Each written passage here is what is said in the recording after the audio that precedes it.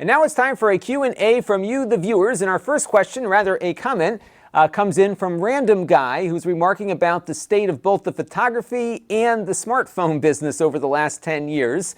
10 years ago, the camera was not a major feature of the phone. It was there, but not great. Now, of course, the camera is the feature of the phone. And in fact, our phones are more now camera than phone.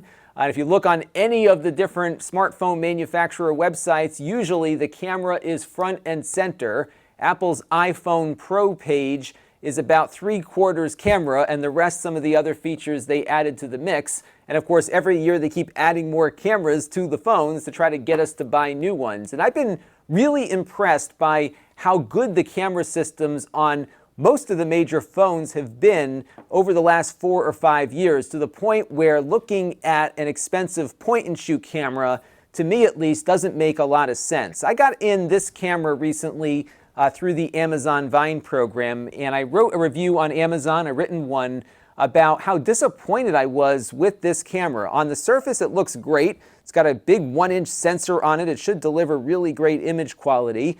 It does 4K video, only at 30 frames per second though, but there's a lot of little shortfalls with it. The interface is terrible because, of course, the interfaces on these phones are a lot more intuitive.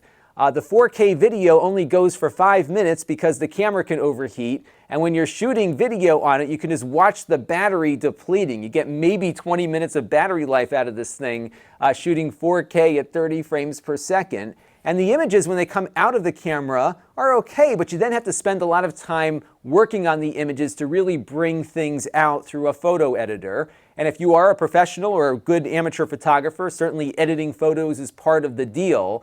But I've been finding now with my smartphones, the more I use them, the less I go over to my regular cameras. My digital SLR used to be in use all the time, even as early as 5 or 6 years ago when my daughter was very little. But now I'm taking a bulk of my pictures with the phone, and every year the phones are getting a little bit better. Now, I've got an iPhone. I'm very happy with that.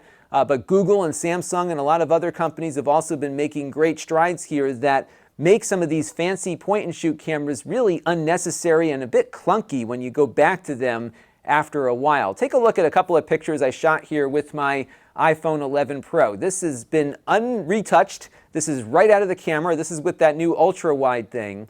And what the camera is doing here is applying some HDR because the foreground here was lit. And I can guarantee you if I took a picture with that Sony camera, that window would have been blown out. We would barely see my daughter's face. It would have looked pretty lousy. But look at the job this phone does. Again, without any editing on it whatsoever. It took a really nice picture, I thought. And this is something that anybody can grab and do because there's no editing after you're done. It just looks this good. I was really pleased with that. This is an image I shot with the telephoto lens. Again, this is right out of the camera. My only gripe with the iPhone 11 Pro that I haven't talked about yet is the fact that you do get some of these little lens flares here when you're working out in direct sunlight. That's one thing to keep an eye on. But look how good that looks. Again, without any editing. I did a little bit of editing to it just to darken it up and bring out some of the details better. But overall, I mean, this is great for a camera that you essentially carry around with you. And my battery was still going for the rest of the day after that. And it's just remarkable to me how much these phones are doing in software with those processors that they tell us about to deliver the kind of image quality that we're now seeing out of these smartphones. And it makes you wonder, what's the point of a regular camera anymore when you can get images like this out of a phone without having to lug around a lot of heavy equipment and lenses and everything else like that. The phone's computers are able to make up for their small sensors, and these images just look great. Now, yes, you get a better image out of a nice lens and a nice SLR, but in many cases it's not convenient to have that with you.